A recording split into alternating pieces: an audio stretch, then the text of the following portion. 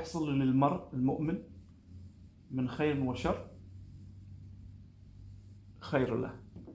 إذا أصابك مكروه ولا إذا أصابك شيء سيء أو أصابك شيء جيد، في النهاية بيكون لك خير لأن الله يبالك خير. I love that. She gave me the green light. Now it's time to take flight. Let's go. Cause I'm out the ordinary. Out the ordinary. Out the ordinary. Out the ordinary. Out the ordinary. Out the ordinary. Out the ordinary. Out the ordinary. Alright, y'all. X off the beat. Welcome to SOULutions, where men come out of the shadows to testify, giving tips in manhood, honor the codes of integrity, and give out real solutions for soul survival. Today, we got a foot soldier in the house, a man who understands prestige, knowledge, and structure and order. Ladies and gentlemen, give it up for Nader Almahri. Thanks for having me, man. How you doing, man? I'm good, brother. What about you? I'm great. You ready to drop these gems and answer these questions today? Let's go. Absolutely. What person did you meet or see that gave you the drive towards the man you are today? Who or what defined you? Defined me? That's multiple people I've met. You know, I think the first would be my father. You know, again, he put most of the values I have in me. Other than that, the Prophet. As I'm a Muslim, the Prophet is such a figure that we look up to, and by far we say he's the ultimate human in like manners and goodwill and kindness, and even achieving things. Like, this is the person you want to look up to. Other than that, as a man, if you really want to see, I think you learn from your people around you, or whoever you meet. You pick up things along the way. So, talk to me about 2 moments where your father's influence helped you and also the Prophet helped you. All right. My father. All right. I think one of the things I remember, just before I was maybe 13 or 14, somebody did me wrong badly, you know, another man in a scenario, and all my dad had to say, don't go back at them. Have respect. Even if they did you bad in a way, have that respect. Because at some point, they will acknowledge that. Either maybe they're angry, maybe they had a bad day, maybe whatever it is, like, just don't get low to that level where you're gonna do them bad because they did you bad on the spot. Have as much respect as you can. And then obviously there's limits. We learned that with time, there's limits. And then about the Prophet, brother, like, so many, like, the stories we read, yeah. And then for us, he's the Prophet. He's the person that if you touch, like, everybody will move for that person. But he's still, even with that status he had, he's still kind. He was still composed. He's still, I'll give you a quick story that I remember. Sure. The Prophet was with his friend walking around, and a guy reached out to him that is not Muslim, wanted to reach out to him, like to the Prophet. And what does this man do? He was upset about something. He grabbed him from his shoulder, from the back, and actually yanked him. And the Prophet is with his friends. So people, they're not having it. They're like, okay, like, I know what the Prophet says. Like, no, leave him. I want to listen. Maybe he want to say something. Yeah. Instead of telling, like, yeah, you go at him, he's still like, no. Like, let's see what he didn't even insult the man. He just wanted to hear him. And I think this is like one of the stories, like, you know, we gotta operate that way. I think this story has a lot of wisdom in it. Because the Prophet understands his position. Some people know they can't get upset because they know the people around them will take action faster than they can tell them. True. Cease and desist. Yeah, absolutely. It's amazing to hear that story. That's a great story. And what you said about your dad too, don't go so low. I come from a culture where we go low to the floor if we can, right? But it really never resolves anything. Just people just keep going lower and lower until somebody's 6 feet in the ground. True. So I guess taking that high road builds you up some more and realizes that you don't sweat the small stuff. Even if it's big at the moment. At the moment, yeah. It can become something in a footnote in a long line of great things about yourself. True. Absolutely. Now, we talked about these things and we talked about who helped build you. You say you met people along the way. So now you have to have this person that you're developing and you're moving forward. I have a question for you. Go ahead, man. Do you have a vision board? I do.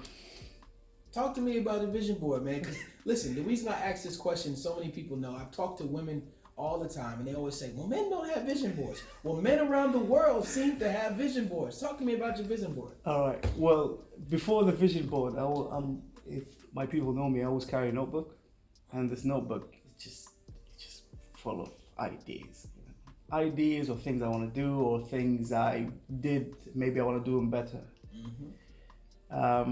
So I think when I moved to this place, to my new place, I said I said to my wife, you know what, we need a corkboard. You know, I want to see it. I want to put these things that I want to see. I've used it, to be honest. I've used it twice because I think in COVID things sort of laid back, so I was doing other things, but I'm back on it slowly. Again, as you know, I'm into sneakers. Yeah. You know. As you can tell behind you, you can see the sneakers. You see the sneakers. Yeah. So a lot of what I really have as a vision involves that through culture, the community we have here. Other than that, I want to obviously do my own business as well. That's I have multiple ideas. One is en route, the other might come after. So all of this is just there, so I can envision it. Let me ask you, on your vision board, what is the apex goal that you achieved, and what is one you're currently chasing? What did I achieve on the vision board? That was top tier. I can't believe this. I got this. I did it. All right. Well, this wasn't on the vision board, but I got it. It wasn't on the vision board. So when I got on social media, I wanted to spread knowledge about sneaker culture, about how things go, how it was, what it is now, basically, and have a conversation. And I think that turned slowly into the brands noticing what I'm doing, which that wasn't even what I intended. Right. And from there, a small dream that we had, me and some friends before, from how much we wear Nike and Jordans. Yeah. I wish we were sponsored by Nike and Jordans. Mm-hmm. And that happened about a year ago, I think. Yeah. And so the Nike branch here under one of the shops that called Dropkick reached out and they said, listen, we want you to run in one of our ads. I was like, oh, okay, yeah, sure. Yeah. And I'm like, wait, for what brand is it? They're like Nike. And I was like, wow. Did you manifest this? You know what I mean? Yeah. I'm like, you know what? All these years we've been talking, me and my boys, and I imagine if we do an ad for Nike. Imagine if we were sponsored by Nike. And you know what? That happened a year ago. And I think within 6 months, I've done another one again for the same brand. I thought, come on, so now I'm from a dream that I didn't really put up there in the vision board. What happened? So now that's top tier, for me personally. So let me piggyback it. This is not on the docket. This is what we call an audible question. Okay. In the deepest sense, why do you love sneakers? Not the shallow story. Tell me the real story why sneakers all right have an affinity for you. Let me see. If we're talking about deeply in sneakers, it's hard to find a really deep story in sneakers. Even if you ask any sneakerhead, what is the deepest? It will be an emotional connection.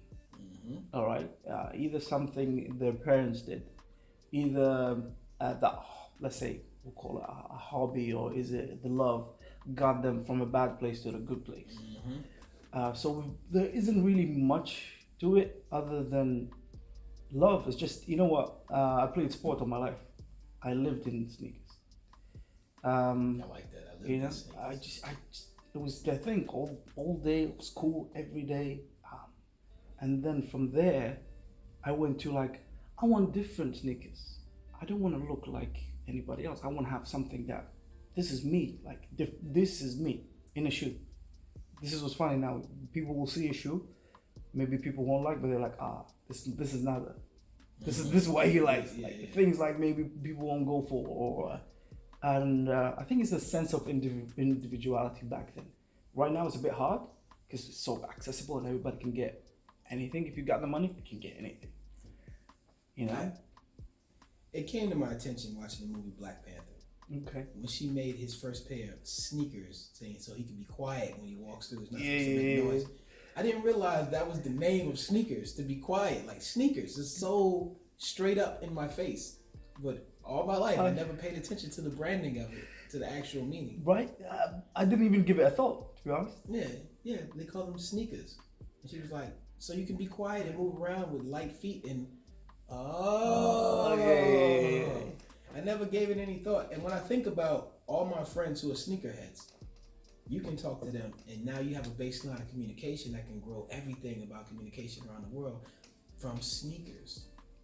100%. The amount of people I've reached out, like to LA, to the UK, South Africa. I know people now, and we talk regularly. I mean, I've sort of built friendships through just being in love, and because we have that same love for this thing, and now we're talking a little bit beyond this thing. You know what I mean? Mm-hmm. There's a friend here, a Filipino guy. His name is John. He did this reel, and it was really cool because it was like more than sneakers, and he put people from around the world, different nationalities, different jobs, different sex, and put them into this reel, and like we're passing the sneakers. He's like, it's more than just a sneaker. There is more to this. It connects people in like, how can I say, like how sports connect people, for example. Living, breathing energy. You know, yeah, something like that. A passion that people would have, and from there, people will get to know more people, and then they will. I won't say forget about sneakers. They'll put the sneakers aside, and they'll actually have a conversation about anything. One more question about this. Yeah. How does it make you feel when you see someone abusing great sneakers? It doesn't bother me a lot because everybody can do whatever they want with their sneakers. That's how I feel. You know, we shouldn't. I don't think it was a thing for a while. Like, you couldn't wear this way. Like, yo, but come on, like everybody can do whatever they want with their sneakers. Yeah. It's their thing. Let them do it. You know, if they're coming to your thing, like what you got, then you got a problem. But if they want to do it, like let them do it. Some do it for clout, and you can see it's obvious. And some just do it genuinely, like just wear their stuff.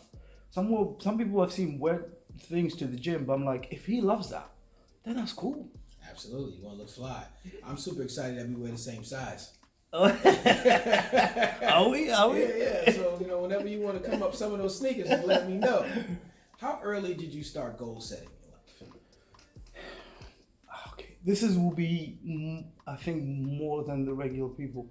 I think the first goal I've set, I was either 13 or 14, and I've set to be, maybe a bit earlier. So one of the things I've set is to be the best handball player I can be. I think I was 13 or 12. Did you have instruction on how to do that? Many of us have these dreams, aspirations, but we don't have coaches. Did you have a coach? Did you have any ideas? Well, I had a coach. That's great. You know, I had because I played in a club, so I had a coach, you know? So all what he does, just do the drills. Just keep doing the drills. It's like, if you want to do extra work, the extra work will make you better than the rest. So that was what I was doing. How did that take you in life? Did you take that formula with you? I think so. That's a gem right there. You know, that's the gem. Especially when you're like 13, you don't understand it that much, but you just do it. Right. You don't really understand it a lot, but you just do it. Nike. Yeah. Nike. So yeah, I think I did that without even noticing, brother, to be honest. Doing the extra work. It's all a part of the knit. You know, it just gets into you. It's all a part of what you sow. It's all about part of your knit. What type of affirmations do you tell yourself every day to make sure you keep moving forward? All right.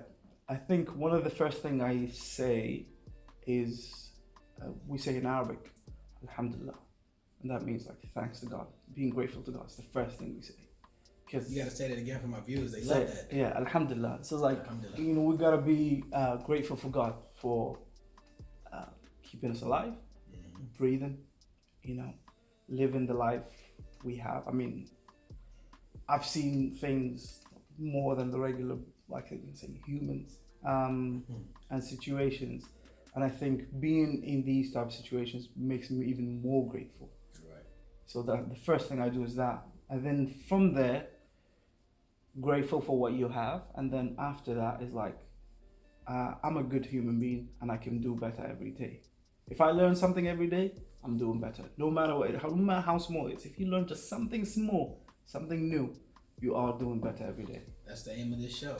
Something small, something new. Being humans, that means we're men with colors. And some of us have seen different colors than others. Some of us live a kaleidoscope life. Some of us live a dark life. Yeah. Some of us just live in the light. And I appreciate you giving me that information. The person you are today and everything you've seen and everything, the way you are now, what did you sacrifice? What did I sacrifice? I'm not sure if I call it a sacrifice. Because if it's a sacrifice, then you have to give it willingly. Yeah. I won't call it sacrifice because, right? Maybe like other people, you lose people along the way, but again, you don't give that look willingly. That's not a sacrifice. You lose time, you don't sacrifice it. You didn't give it willingly. So most, I'd say, it's just lessons. I keep saying to people, no matter how bad things or how good things are, it's always a lesson, like something to learn along that way. That's really deep what you said. I think a lot of people need to listen to that. We all say you learn from your losses, but winners learn from their wins too. Yes. What they continuously need to do. Because sometimes we win so much in things, we forget what it took for us to get there. Yes. And then when we lose again, we find ourselves searching for the balance that brought us there in the first place. Yes. A lot of people don't look at the learning from good. We just look at the learning from bad. We got and I'm that. guilty of that. Oh, listen, most of us are. It's hard. I think if you win a lot, it's like if you're really on a success on the way, it's very hard to stop and look. Sometimes you need that blip to be like, okay, all right, like I want to see what I've done good that made me this good. Yeah, because we preach that rhetoric. Don't stop and look around. And once you stop and look around, you're not hustling no more. You're not working hard. Oh man, listen, but you gotta stop and look at the good and see what you're doing good too. Absolutely, man. Absolutely. There has been, I don't know, like there has been this wave that's going on for like 3 years or maybe more. I don't know. Of like this false positive, like information, like just work hard. All right, like what do you mean just work hard? Like there should be a method to this. Like you can be whatever you want. I don't agree to that. You cannot just be whoever you want. Everybody has a role. Everybody is good at something. You cannot but be good at everything you want to be good at. Everyone's designed For something. Absolutely. Now, sometimes people break their algorithm, and it's amazing, and we appreciate Yeah. them for it. Yeah. Sometimes they do, but at the end of the day, the algorithm always wins for some reason. It's either you take time off from it, Yeah. you unplug yourself for a while, but you always got to come back to what you were designed to do. You may have lived a highlighted life doing something that everybody praised you for, Yeah. but you're going to fall back into what you were designed to do. If you're a craftsman, you're supposed to be making stuff. Maybe you just took 10 years off, you probably end up still making stuff. Yeah. You know what? And again, it's like saying everybody can be a CEO. Like everybody can start their own business. I mean, wait. Not everybody can do that. Not everybody is designed to lead. Not everybody is designed to run a business efficiently. If everybody's CEO, who's working for who? Who's working for who? I get it. They talk about partnerships, right? We speak of partnerships, but I also believe that certain people, fortunately and unfortunately, there are certain people who help the CEO shine better than the CEO can shine for themselves. 100%. It's the recognition and validation we all seek to be, say, if the CEO forgets to shout them out in the speech that they helped them, Yeah. is that enough for you to sit there and know that you already helped them? No. it's just not there. It's not enough. It's You not know, enough. you need the recognition, 100%. And what does that come from? What do you think that validation comes from? Let me see. As human beings, is in us. You need this validation somehow. Mm-hmm. Unfortunately, a lot of people, like nowadays, a lot of people seek it from, I'm gonna say, like either the wrong ways or the wrong people for some reason. You know, it's funny how people don't want to get the validation Let's from kick it their with friends. the men. What do you think men seek their validation right now? We could talk about that. For men, For men. okay. Let me talk about the men I know. Great. The men I know. The men I know and I grew up with, we seek validation between us. And I love that. You know, even if it was indirect. But we really, I'm in a group that are really supportive of each other. Mm-hmm. They hold you accountable. Oh man, listen, on anything and everything. They won't let anything slide, and if you shine, they're there with you. They're with you both ways, and I love that. So that model, I'm looking to people. I'm like, I wish you could just do what we do. You don't need validation from outside. You need this group of people that are solid. Mm-hmm. They will tell you when you f up. Yeah. And they will tell you when, okay, you've done good. Keep doing that, and we're with you. Right. But people just keep trying to get validation from. Right now, when it comes to men, if I see around me, not my guys, if I see around, I see a lot of egos. You know what? Interesting what you said about your circle. When people pay attention with like Jay-Z, his circle has rarely changed. Of the guys who's come up with, like some people have substituted in and out, but the guys from the very beginning are still there. The people I grew up with, my guys, were still there. We're still integrated. It's a point where education has to be had by all, and if it doesn't, by the group, either you get in or you're out the circle. I get it. Yeah. And it's tough letting a guy out the circle because in order for everyone to stand on this table, all legs have to stand at a certain angle, a certain height. We can't have one person tilted. No, we'll all fall. Yeah. We're each other's crutches. True.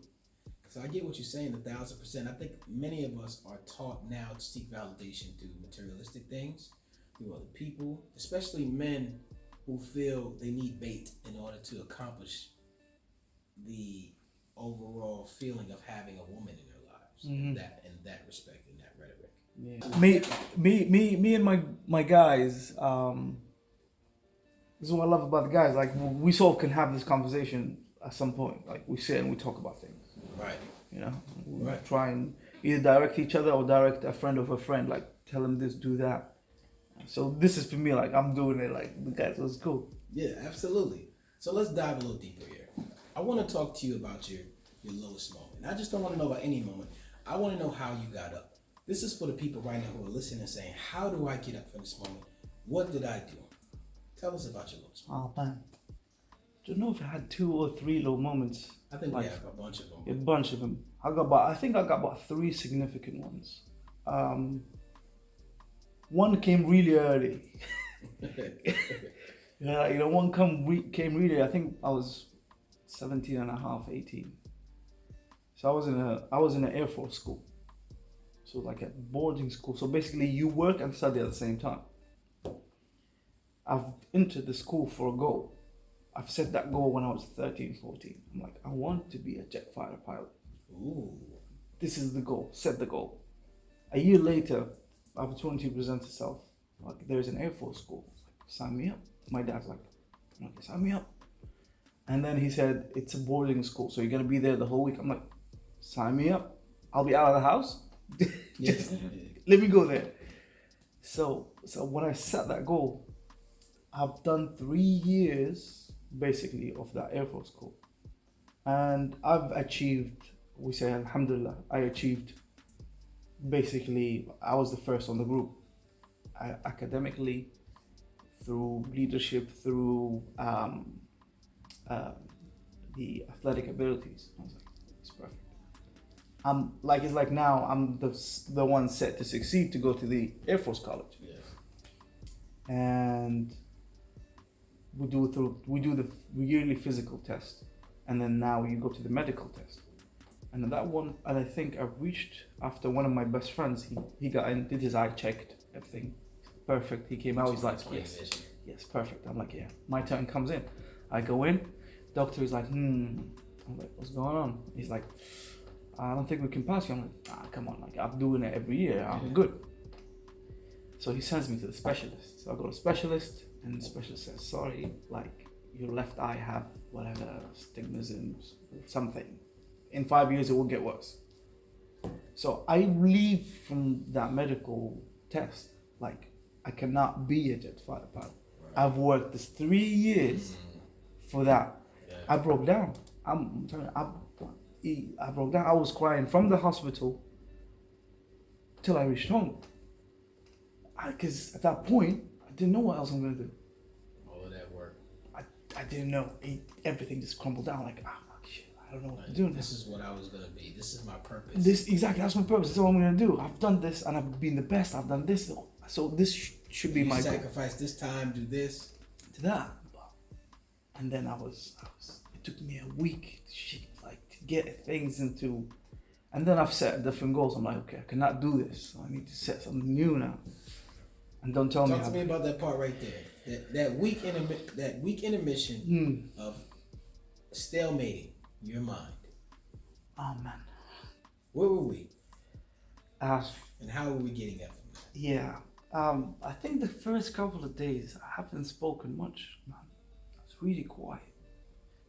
Really quiet. I think this is like you processing, like what's coming on next? Like, what can you do in life now?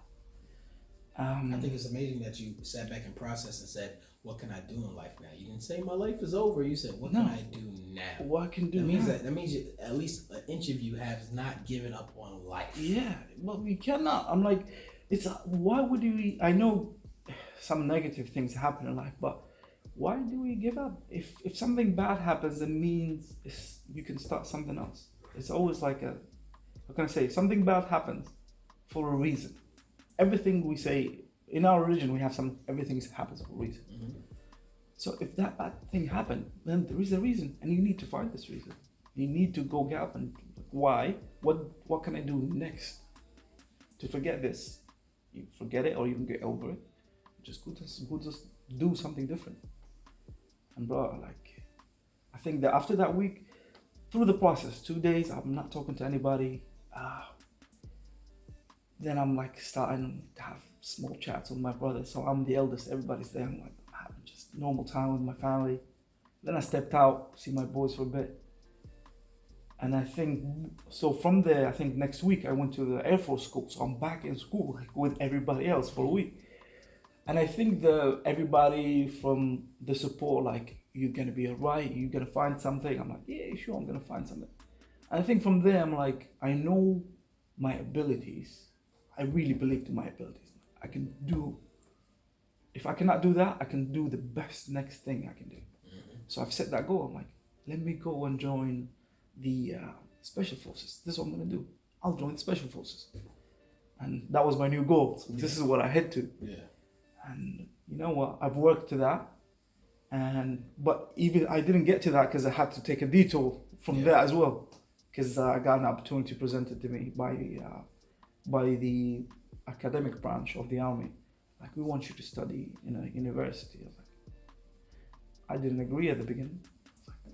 Because you're so good at it. You're number one in your class. Yeah, but I was, and that's why they reached out for that reason. They're like, we want you to go to a French university. No, I want to join now. Now I have a goal. I'm saying, I want to join the army college and go to the Special Forces. This is what I want to do. I want to go to a university right now. They're like, so I remember that was a close phone call. My dad walks in the next day. He's like, listen, have you heard about this French university that, we go like Sheikh Mohammed brought this university here? Yeah, they gave me a phone call. And I said, no. And my dad went like, hey, yo. How about we think about this? And he kept talking about it. I was like, I really don't want to go to that route. He's like, listen, it's the Sheikh really selected these names from the army. And I was like, okay, cool. But, so he's like, I'm like, it's in French. I'm like, I don't speak French. He's like, they offered you to learn French for a year. I'm like, yeah, a year. How can you learn in a year? I'm like, I don't know. So I'm like, my dad never really asked me to do something. Mm-hmm. So I took that bit like. That's amazing right there. Yeah. You can't just skip over that. He came to talk to you. Exactly, you know. He came to convince you. Yeah, and me and my dad, like, he doesn't ask me a lot. The conversations we have are very, like, small. I can relate. So, you know? so me and my dad. You know? Hey, how you doing? I'm fine. Yeah. All right. Yeah, all right. exactly I'm getting off the phone now. I'm tired. You Like, good? wait. But you know what? You know what's funny? That still is the way, in a way. Yeah. Sometimes I do try and find the effort, like, a bit to Yeah. have more conversation. but Now it's the same. I do. Yeah. Now I try to keep him up, but it still feels weird. Absolutely. You Absolutely. hear that, pops? Oh, man. So he's like, I'm like, you know what? All right, let's make a deal. If I learn French in 1 year, then I'll continue studying in this university. If I don't, I'll pull out of university and go back to the army college. Deal. Good, we'll do that. And behold, after 1 year, I speak French, and I'm like, oh, man, now I gotta stick to it. Now I gotta stick to it. Now I read, write, and speak French. I'm like, okay, I gotta keep up my part and go to this university. OT and I talked about the different languages. I spoke about it. I spoke about how being an American, we only know one language, most of us. Okay. Where I'm from, we only know English. And to live abroad, to live over, people know their personal dialect and where they come from, and they know 2 or 3 more. True. And you guys think in those languages as well. Yes. So how did you start thinking in French versus thinking in Arabic? Oh man, the hardest is to think in French because I was very And French. English. English, you know what? I think English That's 3. How many dialects do you speak? 3, and I'm really wanting to get to the 4th because I understand Spanish a little bit, Yeah. and I really want to speak it. Poquito. Yeah. Okay, Yeah. I don't know, bro. Like English, I think it's from how much English content I consumed probably since I was young. Mm-hmm. Movies, music. Right. I think it was just always there, and then with time, I can say I think in English as I think in Arabic. So you think, which one do you go to first? Oh, that's a difficult one now. Right. Where are we going? Like, if you That's a difficult one now because we have sports, we have soccer, and then we have basketball, then you have guys football, which is your soccer. Yeah. So where do you go? I want to know, but what do you decide? You want some water? No, yeah, why not? Why not? Yeah. Where do you go? Where do you decide on that? Like in which language? Yeah, what do you gonna think about? Man. Because friend to the show, Wise Intelligent. Yeah. He brought it to my mind that people think in different languages, and I never thought about people thinking in different languages until then. So that was just a bright spot for me. I'm gonna learn Mandarin, Spanish, and Arabic. Oh yeah. Okay. Those are my languages I'm gonna learn. Off top. Those are the ones I am going to dedicate myself to. I'm gonna take one at a time. Yeah, one at a time, definitely. But I need to learn an African dialect as well. I love that as well, you know. It's something to do as well. Yes. So I want to be able to read and write. And Arabic is very hard. Probably if you ask historians or people that actually know languages, they will tell you it's one of 2. Probably Chinese and Arabic are the 2 hardest languages you'll learn. Especially to write. Yes. Because you guys write from right to left. Right to left. Now this is completely even. Yes. So talk to me about left to right writing. Like you had to really change all of that, correct? Then yeah, I think it's from a young age. That's the thing. That's the key. Since a young age, we learn this in school. So we learned English in school, but it was very shallow. But we know the fundamentals in school. English, you start from left to right. All right. So most people don't know you guys start from right to left. Yeah. And you read from right to left. And we read from right to left. Yes, absolutely. You know, and I think, you know what, that in a way, I think, how can I say, what do they call it? You know how you use different parts of your brain? Yes. I think that really gives us a small advantage on a lot of people. We're really into this left and right and left. We can really do it so easy. And now, as you said, I won't think about it, but now more I think about it, like, I think in Arabic and I think in English. I know that I do. I'm going to go shallow. Yeah. I'm going to say that America just wanted to do everything opposite of everyone else. Listen, we have weight, you guys have meters, right? Yeah. Yeah. You guys do miles, we go kilometers. Yeah, It's always like, no, we're not doing what they're doing. We're gonna go opposite. You know, I don't know. It's not always just the Americans, but I think it's always, you got the English here. Yeah. You got the English. Yeah. Oh yeah, the English. That's They did a lot of dominating. That's why. You know what's funny? You know what's funny? We were saying that last night. We were saying with some boys, we're having that conversation, and it's like it's the same thing. It's like people want to learn different languages, and then you got no disrespect to the English. My wife is English. Mm-hmm. You know, my wife is from the UK, but they do go to different countries, and they expect everybody to speak English. Yeah, they do that. They did it in my country. You know. They did it to my people. You know, don't you be on like you. We have an interesting backstory. Black people in America, it's pretty interesting. I know what you mean, man. Oh man. Pretty interesting story there. Well, I appreciate you sharing your lowest moment and the fact that you took the time to process and you sat back and you figured out, you decided to stand on who you were as a person who worked hard. That's what you put your money into, who you already were before you got there. Yeah. Your habits. And that's what you do when you're trying to get back up, ladies and gentlemen. You stick to your virtues and values that got you there. So remember the good and the bad. And the bad. But when you're good, you got to do some great things. Now let's shake some of that off and let's get to some more fun. And we've been having fun, but let's get to some more. What have you procrastinated on and why? Ooh. If I think there's a lot. One of them is getting back in shape. Oh man, listen. Guys, every time I hear somebody say that. Listen, I'm trying, viewers, okay? I know you got this side angle, not looking all great with the beefy head and all that, but I'm trying, you guys. Trust me, every day. I mean, listen, because I got injured a while back, and I did an operation. I did the knee operation, an ACL. So that recovery, I didn't really do. I really slacked, and then COVID hit, and then everything was shut, so I cannot even go do rehab no more. I gotta do it at home.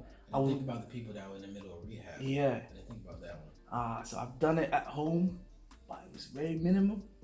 At home, your mental capacity to do stuff. For me, I'm speaking anecdotally right now. I'm at home. I'm supposed to be relaxing, chilling. You know, I conquered the world, and now I came home to rest so I can go back out and conquer again. Yeah. It's so hard for me to wrap my brain around. It's time to hit the gym right here in the living room. I'm like, okay. I mean, I'm gonna do it, but it's hard for me to wrap my brain around it. It's just really sometimes I have to go to the gym to get started, and then I can get my repetition going and get my discipline down more than my motivations. But it takes a little while. It is. Even here, bro. Like I've done sports for too long. Like I've done sports for very long. But trying to do it at home, it was cool for a certain period. But I was like, today I'm not feeling it. And I was really enjoying my time with the family here, you know.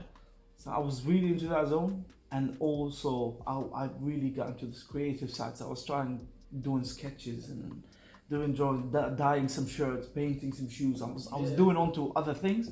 So I was really forgetting about, get your knee better and get in shape again. And don't put the plate down after you finish being creative. That's what happened to me. I was good through the whole pandemic until they let us back outside, and then I started doing my interviews via Zoom. Okay. I would eat before the interview and put the plate down and forget that I didn't work out or nothing that day. Absolutely nothing. Oh man. So I see you have a basketball behind you. So let's. All right. Audible question: who is the greatest basketball player of all time? Ooh. From an Arab perspective. Now, we're giving this an Arab perspective. Okay, I think out of passion. For the game, the passion I have for the game, I go for more of. I don't really like stats and all that stuff. Okay, listen, this is your answer, but this is an international. So all the weight is on you. This is a great answer. We don't have too many people we can speak to as Arab to talk about basketball. Yeah. Who is the greatest basketball player of all time? MJ. Ooh, tell me why. You know, I think he played at a time. Where there was a lot of competitiveness. All the teams were good. So you don't think all the teams are good now? I'm not gonna push back. Wait, you know what? I'm not gonna push back on you. I'm just asking. You know what? Now, as in these last 2 years. Yeah, the greatest shooter of all time. Wait, these last 2 years? Like two or 3 years? I would say 2, 3. Golden State was kind of like more than 2. I don't know, man. If you talk about it, like, were we really talking about the Suns 4 years ago? Boston Celtics, though. Okay. The big three in the Boston Celtics, they were really good. Yes. I think LeBron played against some great people. I think Yes. Jordan played against some great people. Jordan Yes. played against the Utah Jazz twice. Yes. Karl Malone is what? Second in scoring? Mm. And John Stockton is number 1 in assists of all time? Yes. So they have some great stats. You know what? If I go by stats, I'd say LeBron is the greatest player of all time. Okay. I think there are... Even for the time he played. So give me the top 4 greatest players of all time. Oh, okay. You got MJ. Yeah. But for you, who are your top 4? It's all subjective. All right. Because listen, I used to be a Charles Barkley fan. Okay. All right. Okay. All right. I What's used to up? be an advocate, maybe because I was short and chubby like him. No, I was a chubby basketball player. Okay. So I resonated with that more than I did anyone else. So for you, who are your top 4 of all time? So I say LeBron, MJ, Kobe, and Wilt. I like that. These are the 4. Because I think for me as well is more of the style of play. I see Kobe has a lot of international love. Yeah, man. Like I think it's how hard he played and how hard he worked. Man, this is like now I would say maybe people, I don't know, people like for me Jason Tatum. I love the way he played, man. From Structured. You know what? I love that. Another one that is not always structured, but I love the way he played. Westbrook. Like, he can be better. You know? I didn't say anything. You know, he can be like, he has the athletic ability. He's explosive. He's that. He just needs to refine. I want to ask you game. an audible question. I know we don't Go usually ahead. talk sports, ladies and gentlemen, but this came to my brain. All right. How do you feel when I talk about Sharif Abdul-Rahim? How do I feel? Yeah, it's his story. Okay. Christopher Jackson, Sharif Abdul-Rahim converted to a different religion and different sayings, Mm-hmm. and then he was kind of like blackballed for his personal life versus how good he was in the court. And that I really, for me, religion should be a personal thing to everybody. Right. Shouldn't get into like, if someone wants to convert, he converts. Shouldn't push people away. But at the time, the NBA was Not having it. Yeah. Yeah. Again, it's like to how much I love my guys or people in the USA. The institutions always fail with people in a certain way. You know, they try always to find a way to bring someone down or like take away something from them just for the smallest reason. Like, it's a religion. The guy wants to be in a different religion. He still plays well. Still good at who he does. Just let him do it, man. Allegedly, Mark Jackson was let go because of his religious beliefs of how he wanted to preach in different things and attend church and all of that. Okay. That was one of the issues that Golden State walked away from him because his religious belief in Christianity. So it's a balance, like you said. People look for small things. Maybe they just didn't want him there in the first place, and they found something. That's either one of the It's reasons. last Yeah. That's even one of the reasons. Some institutions find something like, okay, we'll work on that. Since he's done that, now we can just try and say we're not agreeing with his methods. Absolutely. I just wanted to hear your perspective. Now, this question right here, I usually ask this question to most people, but I'm really interested to hear what you're going to say. How important is it to leave where you're from to develop yourself to where you're going? Ooh, that's a good one. Because I know your culture. I know you guys stick around. You really build what you have here. Mm-hmm. But from your perspective, how important is it to leave to develop yourself to where you're going? It is very. I think it's essential in developing yourself. Even if you leave for, it doesn't have to be an infinity. You know, you don't have to leave and can never come back. Right. But I think it will open your eyes into how different cultures operate, how different societies work. From there, you learn something new. You find something new about yourself, like how you now operate in this alien environment that you're not familiar with. You're like, what do I need to do? Okay, and you either stick to your old ways. Some people try. See, what I think adapting Yes. is the ultimate skill or someone needs to learn. Yes. Because when you get to adapt, now you learn. Now you maneuver in a different way, operate in a different way. And this is what gets people forward, adapting to something that they didn't really either know or seen before. Energy conversion. It's another language. I like that. Yeah, I like that. It's another language. Okay. Absolutely. Energy conversion. I like the fact that you brought that up. Give me one moment of culture shock for you outside in your environment. Ooh, culture shock? Let me see. Let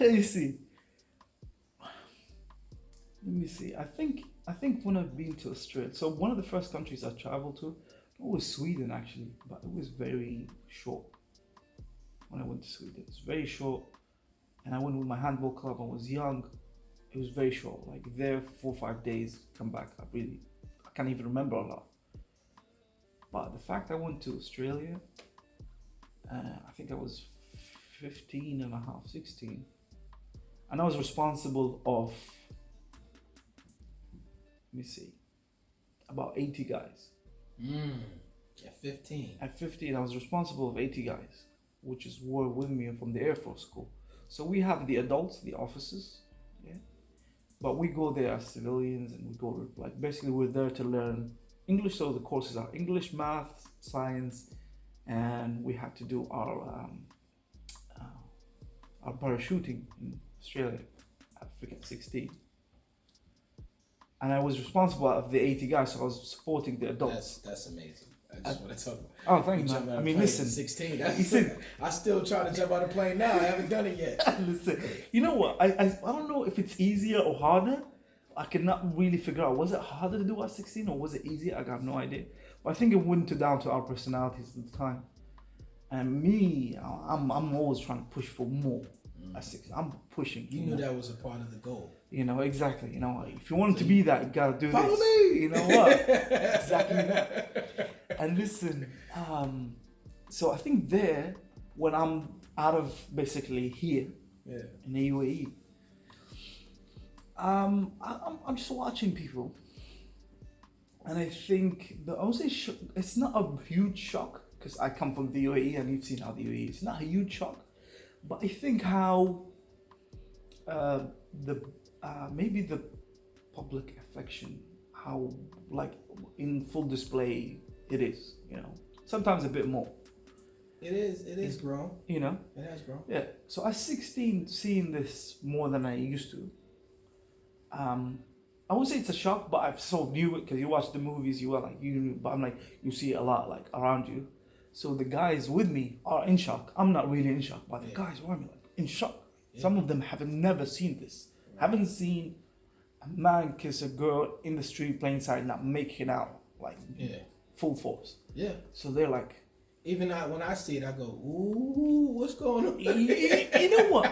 Because I understand what the prestige of how you guys hold stuff. So when I see stuff, I start looking around like, I don't think I'm supposed to be out here. You know what? Yeah. So I think when I see people hold hands, really? Yeah. Sometimes because you know we have our beliefs when you get here. Yeah, you don't know. So when you better watch out. You know, people tell you stuff. Until you get here and they be like, you totally wrong. You don't know what you're talking about. Exactly. You know what? This was funny. Everyone I got friends from all over the world. And it's the same thing. Mm-hmm. I'm like, why is this narrative? But the thing, the narrative didn't come from the people. The narrative came from governments, institutions. Always. I'm like, why? Is it because we are doing better? I think people are people. Yeah. And I think we all have these emotions and dopamines and different things that activate us. And I think that's what all resonates in the same day. We all reproduce. We all have a good time doing it. Yeah. So it's going to come out some way or another. Some way or another. I mean, we do have that. But I mean, the idea of the UAE, it's a Muslim country. It's Arab, strict. You cannot do that. I mean, where did that come from? That is a good question. Where did that come from? If I go back in the 80s or like early 90s, I'd agree. I'm like, okay, there's not a lot of expats here, you know. Things are, alcohol is not around that much. But I mean, if you come from like late 90s, early 2000s to now, so now like this over 20 years. I mean, I'm not saying that in the most proud way, like because of the alcohol. It's fine. I'm gonna say this. Yeah, tell and me. this is something that I probably wouldn't say like in public, but I'm gonna say it. Yeah, bro. I don't think American culture should have too much influence on this place. I agree. I don't subscribe to. I think there should be some places where people can actually go for a drink and do certain things. Yes. But the way we are and the way you guys are structured to be, I don't want to see y'all take on all of our fun activities that we have available to everybody. It's not built for that. No, it's true. But I feel like you guys are slowly conceding so we can. Well, it's all, being here, yeah. It's not even conceded. It's being here. But you know what I mean? Yeah. Like, it's publicly conceding. Yeah. I mean, in a way, this is what I love about how the country does it. Everybody can be here. Everybody can do whatever they want as long as they respect each other. Yeah. I love that. You know what? I love that. Then let me tell you what I do love. I love the fact there's little to no crime. And people respect each other. You can move around and do what you need to do. Where I'm from, you're constantly looking over your shoulder, constantly worried about whether someone else ate and then they want to take from you. Mm-hmm. That's how it was growing up where I am. There's always ambulances coming down the streets, always police. Crime could happen right next to you. You just keep walking like, oh well, Yeah. that's not me. Yeah. Out here, it's a different type of peace that I really appreciate. I know what you mean, man. Thoroughly. I know what But you mean. you would have to travel to my place, get a whiff of it, and come back and say, "Woo, thank God." Well, you know what? You know what? You know what? Because I have some friends in New York. I have some friends in LA. And do they tell you exactly what I'm saying? In El Paso. Yeah. You know, I hear it. I'm familiar with it. My friends in the UK, same thing. Yeah. I'm familiar. I'm really familiar with it. You know. It's funny. I come from a different emirate. So right now we're in Abu Dhabi. Yeah. I was born in Ras Al Khaimah. I like Russell. Yeah. I was just talking about it yesterday. Oh yeah. Yeah. So yeah, Ras Al Khaimah. How can I say? If I take you 20, Ras Al Khaimah is still my behind. first mountain goat in Ras Al Khaimah. Oh yeah. Okay. Yeah. So Ras Al Khaimah, bro, like, it was ghetto. So More than this is, Sharjah? oh yeah. I can't believe that. It was. Like Sharjah. Woo, Sharjah they be thugging it out over there. You know what? I remember. Sharjah's the Bronx to me. Oh yeah, that's what it is. How we feel. That's how I feel. You know I'll what? be in Sharjah like I'm home. I swear, like, if this is the thing. If I take you even to Abu Dhabi, back in the day, like 15 years ago, some places you just don't want to be. I heard that. You don't want to be there. Like, we still, in a way, it's not the same level as the Bronx. It's not the same Yeah, no, I level get it. as like South Violence London. is violence. Violence is violence, and we still had that in a way, you know. Yeah. And we could not. There were some places, if they know you came from Serbia, like, what are you doing here? Yeah. We still had that as well, We have that too. you know. Yeah. But it's changed a while back. It's been a while. It's 15 years. But if you go 15 years, oh man, this is still here as well somehow. Okay, here we go. Now back to the deep question here. All right. Now you don't have to answer this question if you don't want to, because it's very intrusive. All right, go ahead. Are you ready for the question? Yes.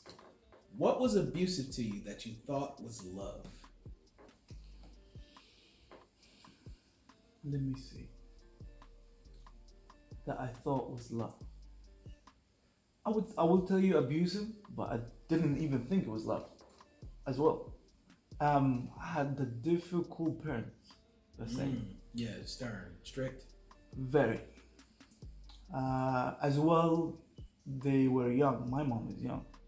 I think it was, I don't know, it's 18 years between me, or 19 years between me and my mom. So, yeah, maybe, I don't know, she didn't know I was the first, so probably I'm the one to have it the whole time. My brother does something, even if I'm not involved, I'll get the beat. Yeah. I think that continued for a while, and I think... Yeah, I heard that, America? It happens everywhere. You know? That just didn't happen to you, trust me. It happened to all of us. you know, exactly, that's what I'm saying. There's a lot of people that went through that. This was the culture of that generation. You know what? That's one. being Arabs or even specifically from the Gulf, there's certain things that, by the way, I don't know if people know. So, as Emiratis, we are like anywhere else. There's black, there's white. So we're black as well from my side, from my mom's side and my dad's side. But my mom is fair. Her dad is black. My dad's family is all black. My mom's side, her dad is black. So, in a way, when I talk to people, I'm like, yeah, it's the same thing. Like black here, black there, with the same thing. But we haven't been through the same journey where like black people in America been. This is a different journey here. So the way they're raised, I mean, there's not a lot of talking, man. There's not a lot of talking. It's just being. You just get beaten up. And I think corporal punishment. Yeah, and then you grow up and you don't know if it's wrong or right. You live. You teach the next generation the same thing. And this is what I'm set to break. This is me and my friend. I say, if we need to break the cycle, because I didn't know what was wrong with me for a while. Like when I say what's wrong with me, I didn't discover this until I got in a really serious relationship. And I don't talk much if there's something wrong. And if I'm talked at a certain way, I shut down. Like I don't want to speak anymore. I didn't know that, and I kept that for the longest time because I didn't go back and see, well, where did this come from. Absolutely. But again, the way that, you know what, this was funny. I think a few years back, my mom said it. I heard it twice. Not apologizing, but really acknowledging how bad it was. Saying it to one of my sisters, like, yeah, the worst that had it was Nader. I don't know how he's still like loving because of how bad it was. Yeah. But then it's something that I've talked to my mom once how to deal with the others somehow, you know, like, because I have like 7 brothers and sisters. I'm the eldest, I got 7. Okay. So I'm like, some do need beating up. I can see it because some of them now she's like chilled, yeah. You know, she was chilled the last 10 years, like they can do whatever. It's amazing how our mothers, when we have kids, they get all soft. Well, for me, my mom is not as stern as she used to be. Okay. She's nicer to the grandkids and nieces and nephews. But I look at them like, y'all have no idea who this lady really is. All right? You hear that, Mom? Oh, man. I know what you mean, man. Absolutely, man. I appreciate you sharing that. But this is a fun question right here. Yeah, I can't wait to ask you all this right. one. Did you ever get a sex talk? Who or what gave you sex education? Oh, okay. I don't know if you've heard that before. Maybe OT, if you had that talk with OT yet. No. But as Arabs, we never do. Nope. It's not just Arabs. Yeah, we just never do, bro. In a way, I get it. But in another sense, I think there should be a time. Like, to be honest, I'm not into that. Talk to them when they're 14, 16. I'm like, no, why would you do that? Like, you know what? I get it when it's in the West, of how is the certain predators, a certain type of shitty people that, you know, you need to inform the youngs. And it can lead to financial burdens if you have the wrong baby, wrong people. It's a lot of stuff. It's a lot of stuff. It's a lot of stuff in the West. Yeah, in the West. Here, you don't need to tell a 14-year-old like, oh, you gotta be careful, because that doesn't really happen. But yeah, nobody had that talk. And it's funny, it's like a thing you figure out on your own, yeah? It's good in a way, but you know it's bad as well, because I've seen that bad side from certain people. Because now you're talking about newlyweds or a boyfriend and girlfriend that one of them doesn't know how. So either he does it really badly, because either he watched their own porn, or he's just scared. Yeah. And that affects a lot of people. So it needs to be talked about. At a certain time, it does need to be talked about. And from that sense, in that perspective, absolutely. It can be something that is a term of care. Yeah. And I guess at a certain age, no one will be ashamed to talk about it because it has a reason. Yeah. You guys are about to enter something called marriage. And these are some of the requirements, but I don't think you should base the actual talk around that. It should be around a whole bunch of stuff. And eventually we'll get to this part. Yeah. And everybody gonna pull out their notebook like, hold on, wait. All right. Can you go back to that picture again? Where is that supposed to go? You want, let me give you one more bit. The thing is, because I'm Emirati, so I've been around a lot of Emiratis, or a lot of Arabs at the same time. A lot of Arabs, unfortunately, I would say back then, now is different. See, back then, the wife is just the wife. So even the act of sex, it was just to produce. It wasn't just a fun thing to do. For example, I'm saying back then, yeah. Things are different now slightly, but again, some people will still tell their kids probably the same thing. How does it feel? How does it feel that you know that information? And the way I was talking to a friend of mine on Clubhouse, and we talk about the sensationalization of everything. Everything is sexy, raunchy. Even Netflix here, Netflix around the world. Your young 14-year-old now can be he or she can be in their bedroom watching something on Netflix that has all this sexual connotation. Now they're being educated by somebody who decided to produce a movie versus you, and you don't even know because they're not going to tell you. They're going to tell you. They have a structure. How do you feel about the sensationalization of sex the way it is now? I'm not with it. Because in the controlled environment that you just spoke about. Yeah. I mean, yeah, I'm not with it because. Talk to me about fatherhood. You know what? Yeah. I got a daughter here. Yeah. You know, I'm not with it because why does everything has to be sensualized? Undertones. You know, let kids be kids. You know, let them be kids. There's not a lot of kid shows. They make a lot of cartoons that are. Yeah, even the cartoons got involved in this. Yeah. I'm even in a different manner, or I don't know if you've seen it lately when they introduced this Superboy is now not heterosexual. Superboy is bisexual or gay. Why do we need to do that? He's just Superboy. Let him be Superboy. We don't need to do why are we bringing all these things up?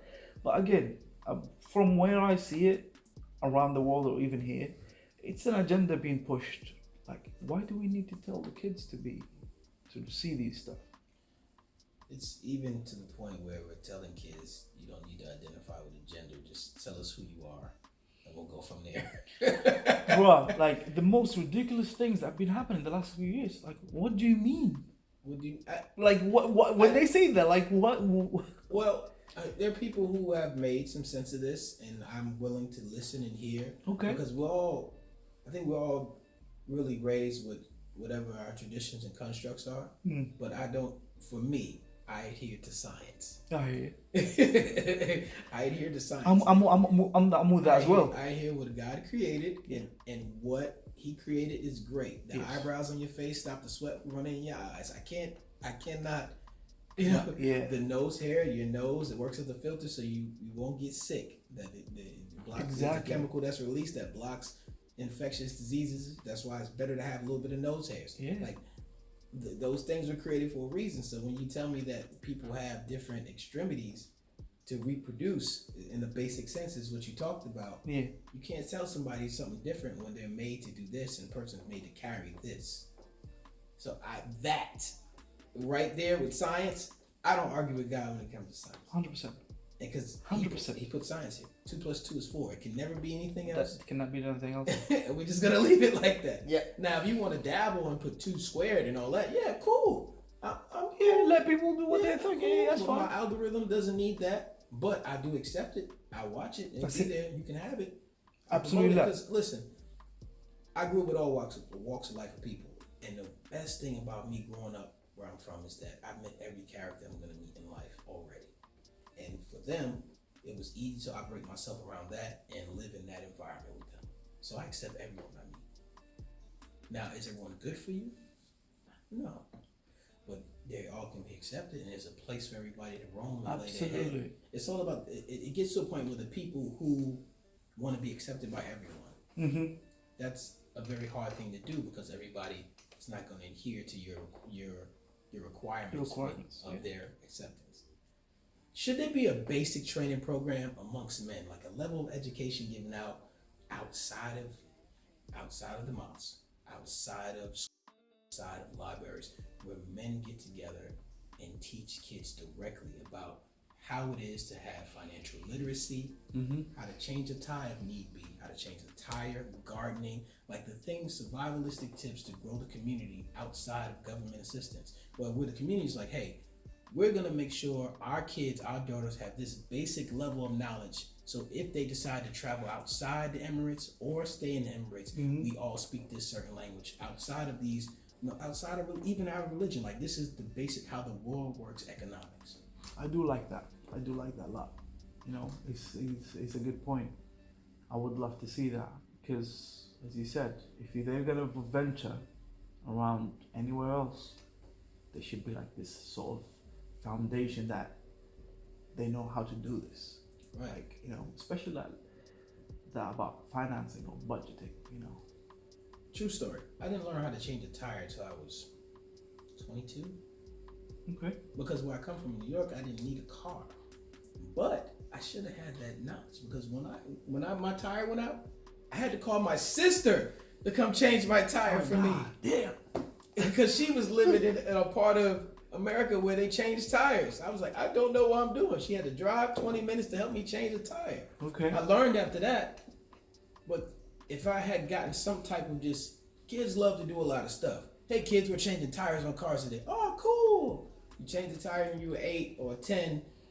True. That skill is not going to go anywhere. You have the basics of what it takes to change that tire. Anywhere in the world. Absolutely. Anywhere in the world, we should just do a tire class. Anywhere in the world, we should do a mechanic class. But I understand big business don't want everybody changing their own stuff. Because now if everybody does that, yeah. I mean, I do like that, man. Like the idea is pretty cool, and I think as fathers, all fathers should take that responsibility now as much as they can. Like since we, like now, I know. Yeah. I know I'm. This is why we're here. You know, so when the next generation should know already. Absolutely. So talk to me about fatherhood. Would you rather win, if they were giving out awards, would you rather win Father of the Year or Man of the Year? What's the difference? You tell me. What's the difference? Because, okay, maybe the man of the year You cannot be your father. You have to pick one of the. You have to pick one. I have to pick one. Yeah, you have to pick one. You either want to be Father of the Year or Man of the Year. They were giving out awards. Oh no, Father of the Year is the Man of the Year. Explain. You know, a man can be a man. He's not gonna be. He might not be a father. Maybe he doesn't know fatherhood. But a father is a man, and he needs to step up to that. Like really step up to that. So I'd say Father of the Year, 100%. Do you see yourself represented on TV? Yes. The man that you are. Who do you see? Who do I represent? No. Do you see representation of yourself? The father, the man you are. You know, we have movies, we have television. Okay. Do you see them? Do you see that written as your story written of someone that integrity, respect, and hustle that you have? Do you see that represented on television as yourself? Who represented on TV, or is it going to be like represented? Do you see it represented right now? When you say, "Hey, I can resonate with this person.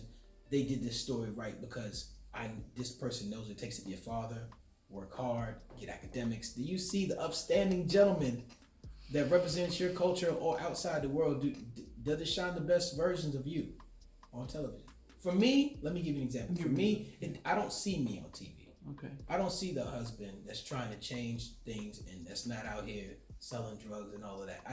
When I see black men on TV, black American men, most of us are doing something that has something to do with crime or keeping it real to the streets, and that's not all of us. That's not all. Exactly. But I want more diversity, but I don't see a lot of it. Now, it could be some more shows that I'm missing, and that we're just getting pushed and underlining there are shows. There are some shows, but I don't see a lot of representation of me on TV. No, same thing. I'd say the same thing. Especially in my community, yes, and also in the black community, yes. Absolutely. I just want to ask. I always ask that question. Now let's talk some more husband talk. What are the top 3 things you want in a woman? Now this is subjugated. You can answer this any kind of way you want. All right. But I always look for to see if a guy's gonna say one thing that I think you at least need to have in your list. But whatever you say, it's all up to you. All right. Top 3 things. Oh, it's difficult.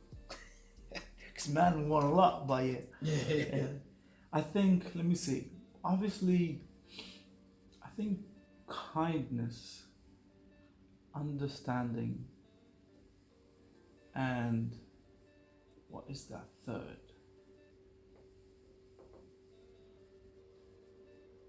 Accountability. Oh, I think that's these. a hard one. Hey, listen, no shot at you No women, shit. but ooh, accountability, man. I think these are the. That's a rough one. Everybody, men and women, accountability is a hard one. That's a hard one. Yeah, maybe you know what? It's No, funny. that's great. That's great. I like You know, this. because again, it doesn't. It comes from childhood. You know what I mean? It comes from way back. These are the things I'm looking for. Most men say kindness or understanding. I'm always looking for somebody to say intelligence because I always want you to have. For me, the woman should always be intrigued in your mind, like conversation, even as you grow older. That's on me in the list. Yeah, Yes, it should be absolutely. But to hark back what you just said, that kindness and understanding, like men just want peace. Absolutely, we were saying that just last night. We just Last want night we peace. were saying it's just a peace. We're looking for that. That's it. We know. But it's different because when you go out to take on the world and you want to come back with resources and provide, you still got to come home and still deal with everything in the house. So it's like you left this world and had to come into another world where it's balancing and communication still needs to happen. So that's what we're like, oh, I'm supposed to come here and sit down and chill. I don't, because when you come to the door, you thinking that it's off, but you just stepped into another realm Yeah. where some stuff still needs to be communicated. True. And that's where you're like, when do I take a break? When I sleep? True. You know what? You know what? I think, with all honesty, but us as men, we are an issue as well. Oh yeah, You know what? absolutely. You know, I found out like not long ago, like I'm a bad communicator. You know, well, in a funniest world, I'm a bad communicator only with my wife, but no, not with anybody else. It's because I don't communicate emotions very well. Oh, And I found out that not long ago, but because I don't speak a lot of if I'm feeling in a. I won't say I won't say that. I don't feel. How can I say? Down a lot. I'm not that person. right. But if something bothers me from her or from outside, something bothers me outside, I don't bring it. I don't talk about it. I just let it be and I go. If she does something that bothers me or comes out, I don't talk about it. I think a lot of us do that. I think I've done that. I think I was at a point where now I don't do that. Now I say whatever is on my mind and I'm ready for smoke at all times. You heard that, honey? But before I would say I'm not gonna treat her like another man or treat her like a person in the street. So I'm gonna give her grace. So if she does something I don't like, I can let it slide because this is who I love. Yeah. But that really hurts the situation because now she's not getting the full version of me. True. The full version of me is better for her to have than a piece of me and that a part that she's closed off from. Yeah. So I learned that something that bothers me, I go right at it. And then I've learned that the communication has grown and then we're able to meet on a different accord. That's good. Now she's starting to learn me more like, oh, this is going to bother him if I do this. Or I know he doesn't like this. And vice versa. Yeah. It's vice versa. Now I have to, because most men, we all know this. The toughest thing is asking our women what they want to eat, and they never know. Never know. So we have to, just start showing up with food and say, hey, this is what I got. I don't know if I want this, but then they pick it up and eat it anyway. So you just gotta. Sometimes you gotta just figure it out. Just figure out to show up with the food. Hey, I brought some food. I was gonna ask you, but I always like the same thing. So, Oh man. so I just got the same thing I usually get. All right, that's good. Cause that's what we do. Like all men do that. Like, hey, what you want to eat? I don't know. Well, what about this? We always get that. Well, what do you want to eat? I don't know. Or I tell you. I know I just don't want that. How are they? We're like, we want to head out. Where do you want to go? I don't know. All right. We want to take you somewhere. We want to know that we're validating your needs. So, ladies, tell us where you want to go. We want to know, and we'll enjoy it being there. Absolutely. Do you like it here? I love it. You not excited? I am. We're good. We're good. Just chilling. We're just embracing it all. Absolutely. Okay, now here's a good question. As a husband, would you rather have a great woman or a great wife? Oh. Huh. Think in English on this one. Yeah. You know what? I'm always, if I'm in a conversation in English, my mind now is just operating in English. Yeah. I'm not even considering any other. Bro, like for me again, it's like what's the There's difference? no wrong answer. Yeah, there's no wrong answer. It's all about what you like. What is Again, your a great wife is a great woman. Same thing. How I really thought about that, about father being a father of you, a man of you. It's the thing. It's the same thing. The woman can be a woman, but she cannot be a wife. I mean, but a wife is a woman. So I mean, it's just Okay. that. A wife can have a career. She can accomplish her own goals outside of the house and come back and be that wife. A woman can just be a woman, do a career, but she cannot be a wife. It's not the same thing. This is how I feel, you know what I mean? So when I say wife, there's no wrong answer. When I hear like a wife, it's not a limitation. It's not like, oh, she's just a wife, and just which is stupid to think, oh, she's just staying at home. No. A wife does it all. A wife does job outside of the house. She takes care of you, the kids, and she does her job. A woman can just do a job because she still doesn't have that wife life. You know what I mean? That wife life. Yeah. Wife life is different. It is, man, and it's mental. Like I've seen things my wife does. I'm like, it's a lot, man. Yeah, it's a lot. I'm like, and honestly, I think I'm a multitasker, but she multitasks. Well, women, I say this all the time, and I'm pretty sure my viewers are tired of me saying it. Women are incubators. They take whatever you give them and multiply it. So if you give them heaven, they're gonna give you even more. Yes. If you give them bad things, they're gonna give you Even more. even more. 100%. So what are you feeding the oven? What are you putting in the oven so it can come out like a turkey or it can come out burnt? What are you putting in there? Exactly. How long is it baking for? Oh, that's true, man. That's true. Well, honestly, the more it's funny is someone posted a few days ago about treating their women. Yeah. Some men had some weird response, laughing on that shit because the man doing like treating his man. But I mean, wait. If you want to be treated a certain way, you need to treat the woman a certain way. Yeah. You know, you cannot just expect to be, I want to be loved, I want to have food, I want this, but you're not really doing much for the woman. Well, in a deeper sense, you ever heard of the 5 love languages? Yes. All right, what if his wife loves gifting? And that's the way her love and her dopamine activates for him to give him whatever his love language is. Gifting is her thing. So, wait, babe, let me take you out. Yeah. Gifting, I know you love this. Yeah. Here's the new girl sneakers that just came. Oh, thank you. Like it, that really lights them up. Yeah. If that's her thing, you know. True. But he took the time to find out what it is that makes her tick, to make her do other things for you, like the multitasking, make sure everything else. Yes. For me, when my wife gives me my love language, I'm up and ready to take on the world. Like whatever my love language is, I'm all right, cool. I'm fueled. I'm ready. Like you don't rely on somebody to complete you who you are, but if you're partnered up with somebody, you want somebody to at least drop some B12 in your system every once in a while. Yeah. Absolutely. As much as they can. As much as they can. Appreciate that. I came up with something called operating at 100%. And what I mean by that is I took 5 categories. That's purpose, health, confidence, money, and knowledge. Like Purpose, health, confidence, money, and knowledge. And I gave them 20% each, totaling up to 100%. Okay. So you can either do this daily, weekly, or monthly, and you get an average to see what type of work you put in. C average, B average, F. Okay. Right. So purpose, health, confidence, money, and knowledge. Purpose means you're living in your purpose, doing the things that God called you to do, living in that. Health means you're working out, meditating, praying, those things.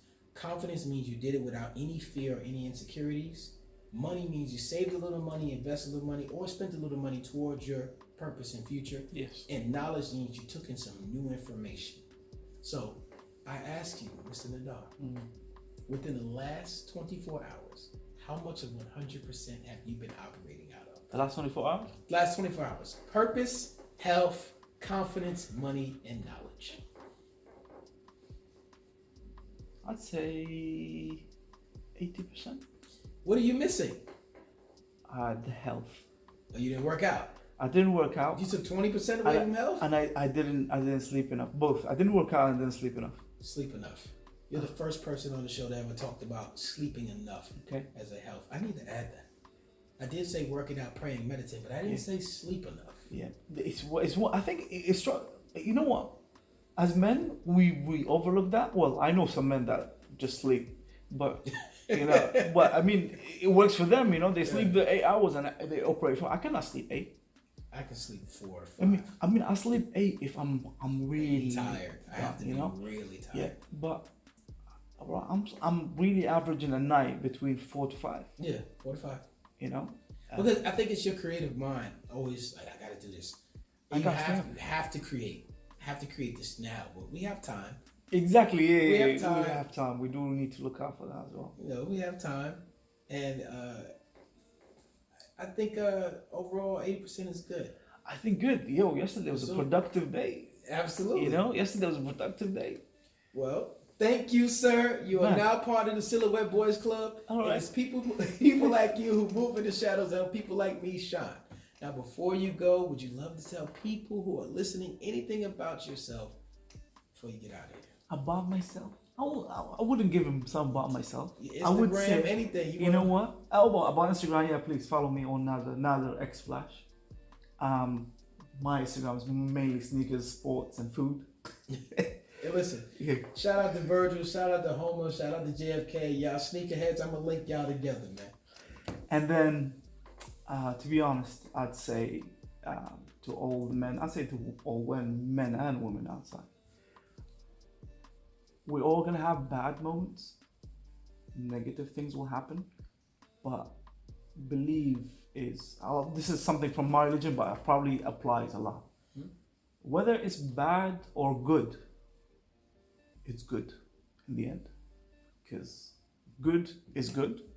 Bad will move you from that bad place to something else, or tell you, okay, this thing is not for you, it's bad, now go find what's good for you. So at the end result is good. This is what we have in religion. If God gives you bad and bad, Can I ask something of you? Can you say that in Arabic? Oh, you want me to say that in Arabic? Yes. Oh, okay. So I'll say it in the religious text first. The religious text that ما يحصل للمرء المؤمن من خير وشر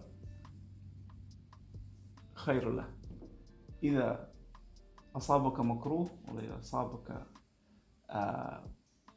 شيء سيء أو أصابك شيء جيد في النهاية بيكون لك خير لأن الله يبالك خير. I love that. I would say French, but I ain't gonna put you on the spot like that. I'd go, but I would take a minute. But yeah, man, it's I think it's just we believe in fate, good and bad, and at the end of that, it's good because it will move you to something good. That's what. If you believe it really in the core, man, you will never sit in a bad place. Like, because people now are just consumed when something negative happens, they just sit and soak into that badness. Can't stay there long. You cannot. You need to really move. And I think you want to know where I learned that from? I learned that from a movie called You Got Served. When Steve Harvey said, you guys are mad, but you can't sit and wallow in your misery too long. You can't stay there. Steve Harvey said that, and it resonated with me. I said, that's right. I learned that from a movie. 100%. But what hear you say today, I'm going to take that with me. I appreciate that, Jim. Appreciate it, brother. Before you go, we love to get referrals for the show. Now, is there any other men you would love to come on this show and drop these gems? Oh, man, I got a few. Hey. I got a few. So I got Mo Fuda. Okay. I got MJ. And I got Marquis. All right. Nathaniel Marquis. Who else I got? I got a few buddies. MJ, Marquis, you heard it here. You're gonna come on the show. We're gonna have a good time. Yeah, man. Sir, I appreciate you. I appreciate you, man. Before we go, we end with a quote from Dr. Miles Monroe. True success is not measured by how much you have done or accomplished. It's not compared to what others have done or accomplished. True success is what you have done compared to what you could have done. In other words, living to the maximum is competing with yourself. It's living up to your own true standards and capabilities. Success is satisfying your own personal passion and purpose in pursuit of personal excellence. Yes. So question of the day, question of your life. Are you maximizing your life? Ladies and gentlemen, this has been Solutions for Men. Mr. Nader, thank you so much for being here today. You can find me at SheemOne on all platforms. Peace and blessings, y'all. Love it.